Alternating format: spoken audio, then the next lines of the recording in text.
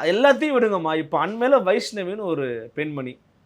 அந்த பெண்மணி இப்போ கூட திமுக எதிர்த்து போராட்டம்லாம் பண்ணாங்க. இந்த அரச மிக கேவலமா பேசுனாங்க. அவங்களுக்கு அனுபவம் இருக்கா? அவங்களுக்கு துறை சார்ந்த அறிவு இருக்கு. தப்பா சொல்லல. துறை சார்ந்த ஒரு புலமை இருக்குதா? எதுவுமே தெரியாது.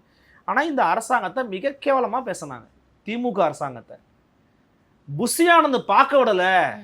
என் தளபதிய நான் பார்க்கல அப்படின்னு கட்சிய விட்டு வெளிய வந்து விஜயை கேவலம் பேசிட்டு இருக்காங்க. இவங்கள யார் மீட் பண்றா தெரியுமா? டெப்யூட்டி சிஎம் மீட் பண்றாரு. தேவி கமல்னு ஒரு திமுக ஐடி. நான் சொல்லல.